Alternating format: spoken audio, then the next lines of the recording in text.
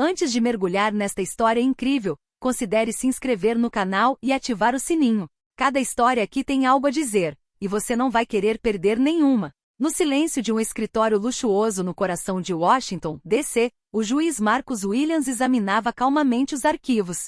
Aos 48 anos, com pele lisa e negra e um olhar penetrante, Marcus era um pilar do sistema judiciário americano. Durante 20 anos, ele galgou a hierarquia até chegar a um dos cargos mais prestigiosos, juiz da Suprema Corte dos Estados Unidos. Ao seu lado, sua esposa Lisa, uma brilhante advogada e ativista dos direitos civis, compartilhava a mesma paixão por igualdade e justiça. A vida de casados era um equilíbrio delicado entre as batalhas públicas e os momentos privados que ambos apreciavam. Apesar do sucesso e da respeitabilidade, Marcus e Lisa conheciam a realidade de um país onde a cor da pele frequentemente permanecia um marcador de discriminação e preconceito. Além dos tribunais e dos discursos oficiais, uma tensão surda ecoava nas ruas, às vezes abafada, às vezes intensa. Naquela noite, depois de uma noite no teatro, eles teriam uma experiência amarga. Enquanto caminhavam lado a lado sob os postes de luz, de mãos dadas, um carro de polícia parou abruptamente ao lado deles.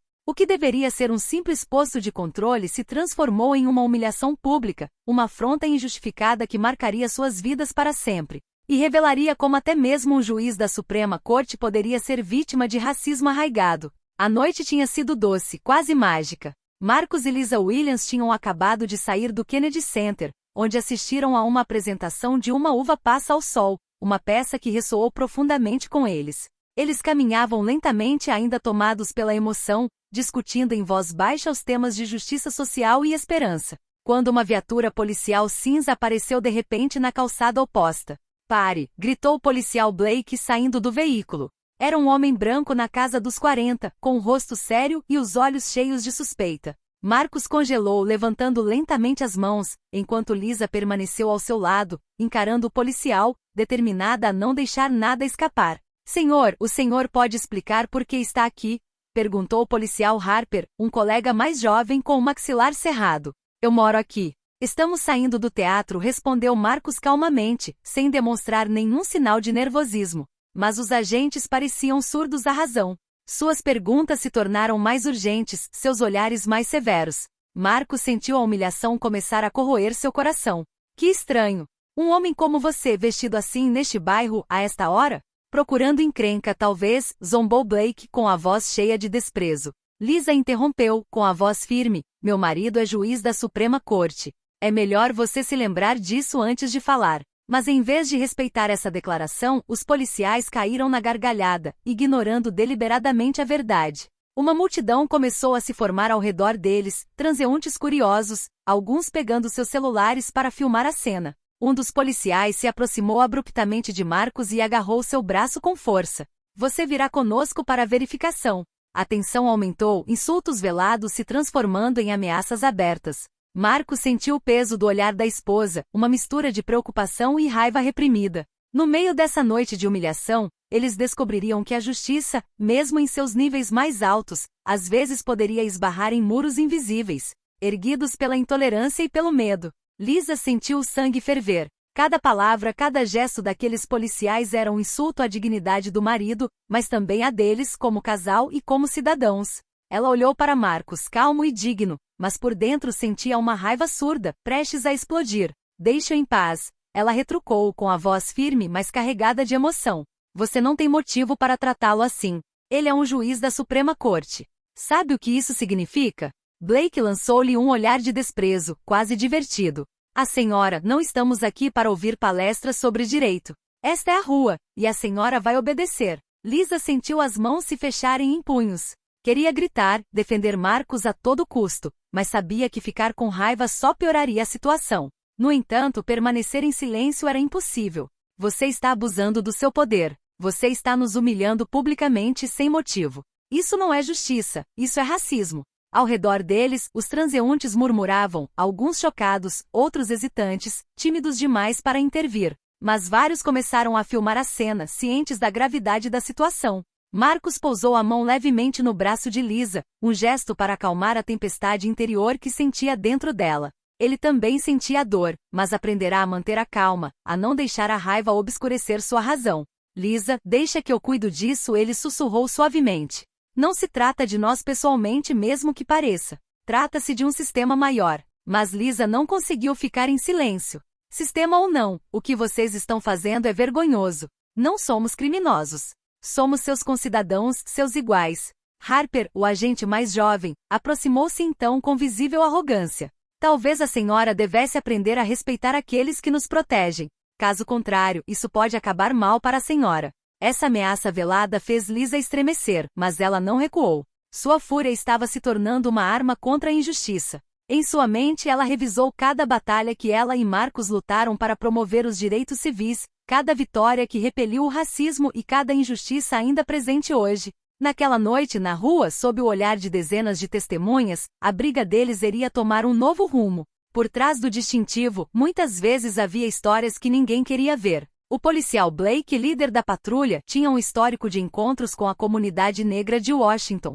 Seu arquivo estava cheio de reclamações, comportamento agressivo, abordagens abusivas, insultos disfarçados de comentários profissionais. Mas graças às suas conexões dentro da delegacia, esses relatos permaneceram sem resposta. Blake crescerá em um subúrbio branco, imerso em ideais rígidos e uma visão de mundo limitada. Sua criação o condicionara a ver a autoridade como uma força inquestionável, e ele não suportava quando alguém, muito menos um homem negro, ousava desafiar seu poder. Ao seu lado, o agente Harper, um jovem e ambicioso policial, tentava se impor. Orgulhoso de vestir o uniforme, ele nutria um ódio latente pelo que percebia como uma ameaça a homens negros que, segundo ele, não respeitavam a ordem.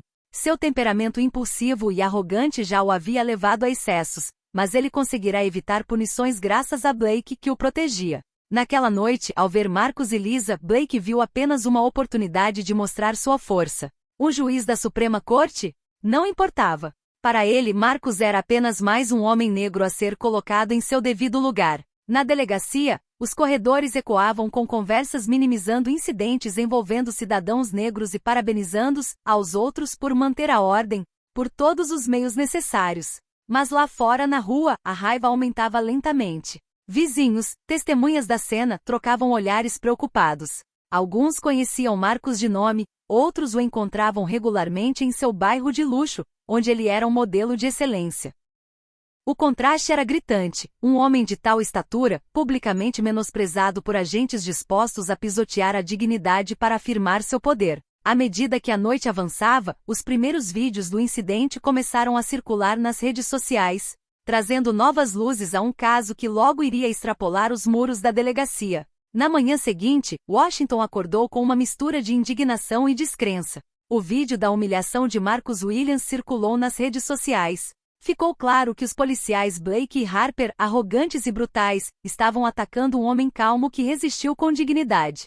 Logo, os comentários começaram a surgir: indignação, raiva e apoio massivo ao juiz. Alguns jornalistas começaram a investigar, contatando testemunhas e buscando a verdade. Em casa, Marcos e Lisa assistiram ao desenrolar da controvérsia. Marcos, normalmente reservado, falou publicamente pela primeira vez. Sou Marcus Williams, juiz da Suprema Corte dos Estados Unidos, anunciou ele em uma coletiva de imprensa improvisada. O que vocês viram não foi apenas um ataque a mim, foi um ataque à justiça, à dignidade e à igualdade. Esse comportamento racista não pode mais ser tolerado. Lisa, ao seu lado, apoiava cada palavra com determinação inabalável. A luta deles tornou-se a de uma nação inteira, confrontada mais uma vez com seus demônios. O Ministério Público abriu uma investigação interna. A pressão sobre o Departamento de Polícia aumentou, e os policiais Blake e Harper foram rapidamente suspensos. Mas além das medidas administrativas, era uma batalha de ideias e valores que estava em andamento. Marcos e Lisa, cercados por sua equipe de advogados e ativistas, preparavam uma ação judicial que poderia mudar a situação. Essa revelação foi um ponto de virada. O homem humilhado se tornou o rosto da luta contra o racismo institucional, e ninguém podia ignorar isso. Nos dias que se seguiram, Marcus Williams transformou sua humilhação em uma poderosa alavanca para a mudança. Com Lisa ao seu lado, mobilizou uma equipe de renomados advogados, ativistas e aliados políticos. O objetivo era claro: não apenas obter indenização, mas também expor o racismo sistêmico que assola as autoridades policiais. As reuniões se sucediam em sua residência em Georgetown, onde estrategistas jurídicos e líderes comunitários trocavam ideias com paixão e rigor. Marcos, acostumado aos mistérios do direito, sabia que a batalha seria longa e árdua. Esta não é apenas uma questão pessoal, insistiu ele em uma coletiva de imprensa. Esta é uma luta de todos os cidadãos que sofrem discriminação, humilhação e injustiça. Nosso sistema precisa mudar, e isso começará aqui. Ao mesmo tempo, Lisa coordenou a divulgação na mídia, garantindo que a história não fosse distorcida ou minimizada. O casal recebeu uma enxurrada de mensagens de apoio de todo o país, mas também ameaças e intimidações. Os policiais suspensos Blake e Harper se viram sob escrutínio de uma investigação interna e federal. Seus advogados tentaram minimizar os fatos, mas a pressão pública estava se tornando insuportável. No tribunal, Marcos apresentou seu caso apoiado por depoimentos, vídeos e pareceres de especialistas sobre práticas discriminatórias na polícia. Cada argumento era um golpe no muro do silêncio e da impunidade. A luta pela justiça não era apenas uma questão legal, mas uma luta moral e social, uma batalha pela própria alma do país. Suspensos e isolados, os agentes Blake e Harper foram confrontados com uma realidade que há muito ignoravam. Seu comportamento tinha consequências. Em um tribunal frio, os dois homens enfrentaram um comitê disciplinar que avaliava sua conduta. Blake, normalmente seguro de si, demonstrava sinais visíveis de nervosismo. Harper, mais impulsivo, olhava ao redor, procurando um bode expiatório. Você abusou de sua autoridade, disse a presidente da comissão, uma mulher negra de olhar severo. Suas ações violaram a confiança pública, a dignidade de um homem e a integridade de nossa instituição. Blake tentou justificar suas ações, citando uma simples verificação de rotina e suspeita legítima. Mas cada palavra soou vazia diante das evidências avassaladoras. Harper, consumido pela raiva e pela vergonha, percebeu que sua carreira estava em perigo. Eu só cumpri meu dever, gaguejou, sem convicção. Lá fora, a mídia e o público acompanhavam de perto essas audiências, símbolos da justiça posta à prova. Em seu escritório, Marcos sentiu uma mistura de satisfação e tristeza. Sabia que aquela vitória não apagaria as feridas, mas era um passo crucial em direção ao reconhecimento e à mudança. Lisa, ainda ao seu lado, o encorajou. Isso é só o começo, Marcos. Mas juntos faremos as coisas acontecerem. Os policiais perceberam que sua arrogância tinha um preço. A humilhação que haviam infligido a Marcus Williams agora se voltaria contra eles, como o espelho implacável de seus próprios pecados. A audiência pública foi tensa. Uma grande multidão se reuniu no tribunal principal, reunindo jornalistas, ativistas e cidadãos preocupados, além dos dois policiais suspensos, Blake e Harper, que deveriam se desculpar formalmente. Marcus Williams estava no bar, observando a cena com uma serenidade forjada por anos de luta. Ao seu lado, Lisa, tão digna quanto determinada, suportou o peso daquela provação com uma força silenciosa. Blake falou com o rosto fechado e a voz hesitante. Gostaria de começar pedindo desculpas ao Sr. Williams, à sua esposa e a todos aqueles que foram prejudicados pelas minhas ações. Naquele dia, permiti que meus preconceitos obscurecessem meu julgamento.